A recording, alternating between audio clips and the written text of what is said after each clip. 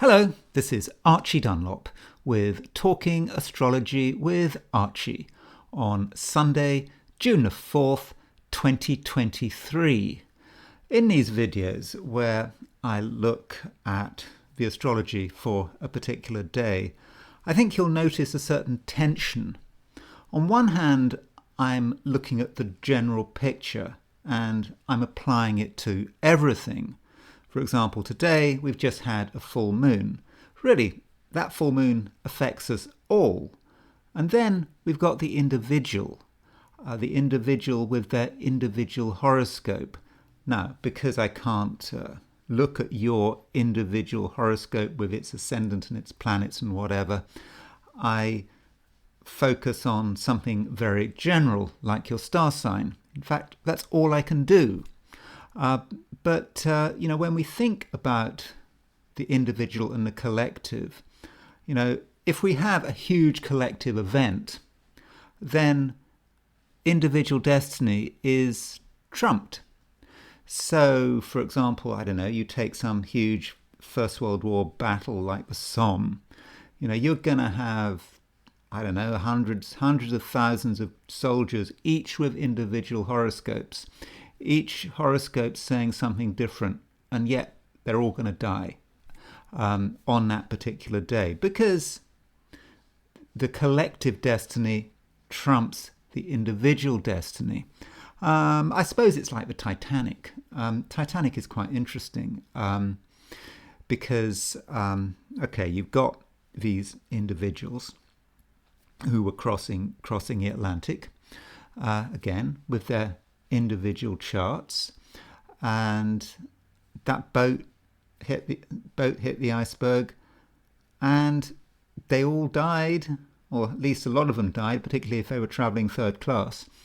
And there's no way that all of their charts showed that they were gonna die in a boat. There were different destinies there. Yet it's interesting.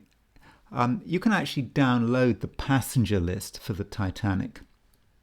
And if you do that, and you take the average age of all the passengers, guess what it is? It's about 29. So 29 and a bit. So does that ring a bell? Yes. The passengers on the Titanic had a collective Saturn return because Saturn was returning to the average position it was when they were born. Anyway, I thought I'd throw that triviality in before I look at today's horoscope, or the planets for today. So here we go. This is June the 4th, 2023. And so what have we got? I've still got the full moon up there because it is a full moon today. That's just a reminder.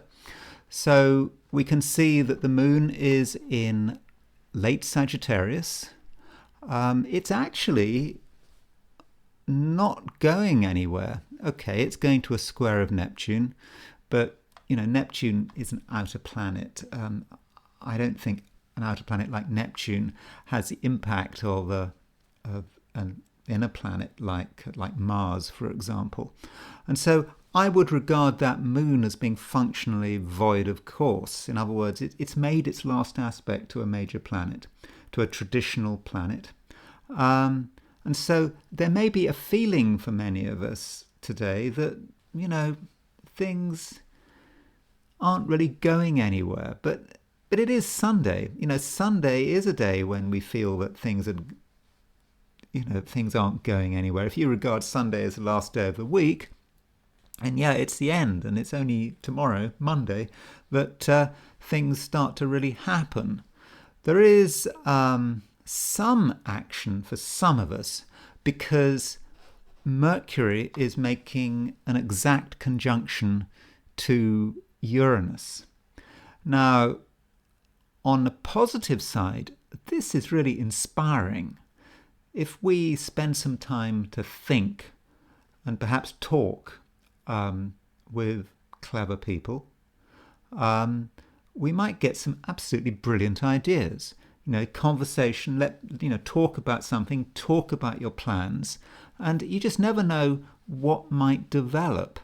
And because the Mercury-Uranus conjunction is in Taurus, that gives the inspiration some stability. So if we get an idea with Mercury-Uranus in Taurus, we might actually be able to see it through. So, I think that is great. On the downside, the Mercury-Uranus conjunction may encourage certain people to talk nonsense, or to, say things which are perhaps very extreme, which demonstrate their fixed view of the world. So if you come across someone saying something offensive, don't worry about it too much. Like a few days ago, I did a video suggesting that it was okay for Meghan Markle to be selfish. And maybe that sounds a bit extreme, but you shouldn't encourage people to do something which is fundamentally unpleasant. That's kind of Mercury-Uranus. Perhaps I was just trying to get attention. Mercury-Uranus does try to get attention. Wants to say something. It wants to say something, and because it's in Taurus, it's not going to back down. So some of us might find that we're tempted to say something extreme. The words come out of our mouths, we get a reaction, and then we double down, and then we might get ourselves into a situation that could be very difficult. Now, this Mercury-Uranus conjunction is aspecting the Jupiter-Saturn midpoint. There is the Jupiter-Saturn midpoint. So the Mercury-Uranus conjunction is making a semi-square, a 45-degree aspect to the Jupiter-Saturn midpoint. And as I said recently, the Jupiter-Saturn pair is often about the economic cycle. It's about the business cycle.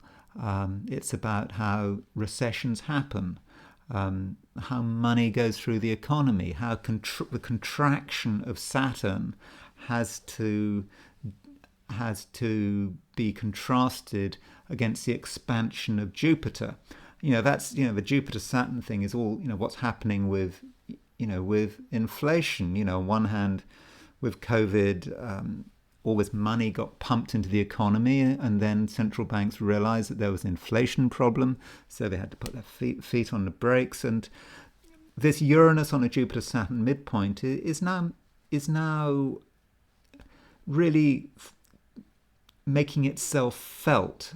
And I think a lot of us are thinking about the economy. And now with Mercury aspecting the Jupiter-Saturn midpoint and Mercury aspecting Uranus at the same time, for many of us, the penny is beginning to drop.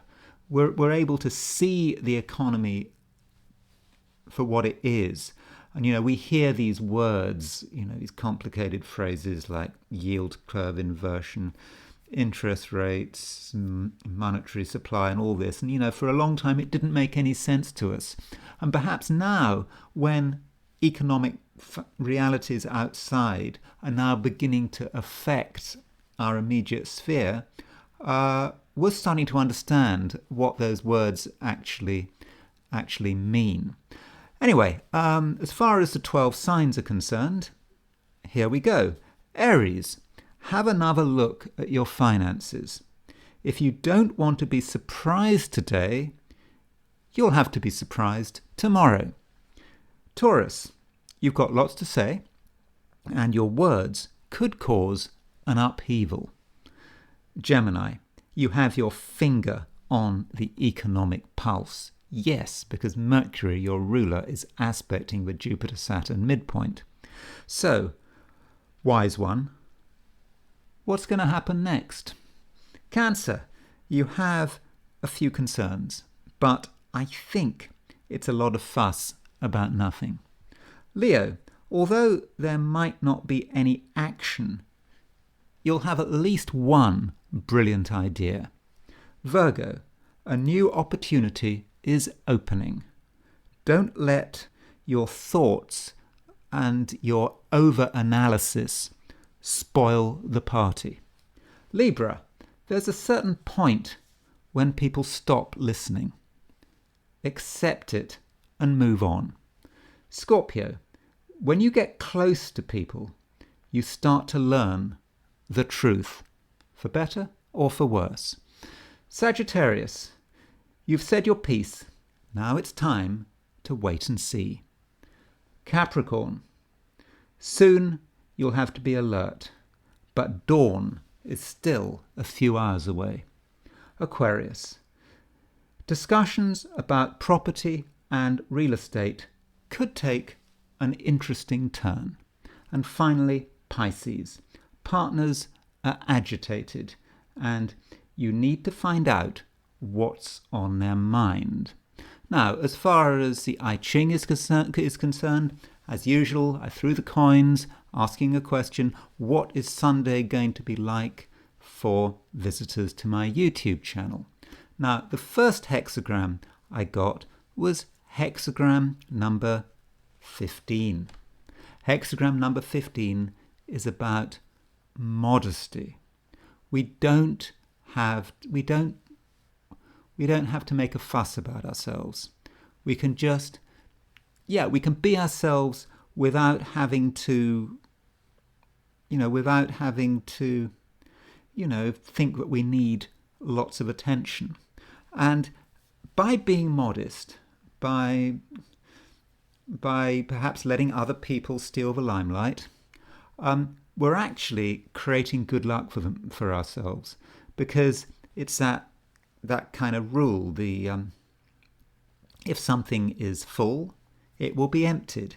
If something is empty, it will be filled. So, through being modest, we are creating a space through which good luck can come our way. For example, if we think that we haven't got something, maybe it's money, attention, power, whatever, and we're modest about it, it will come our way. And this hexagram modesty moves to preponderance of the small, hexagram number 62, and that's kind of more of the same. We shouldn't expect big results. It's okay to just take things as it comes, put our ambitions on hold, and through this modesty, by understating our desires, we will eventually get what we want. Anyway, that is all I've got to say for today, and I will talk to you tomorrow.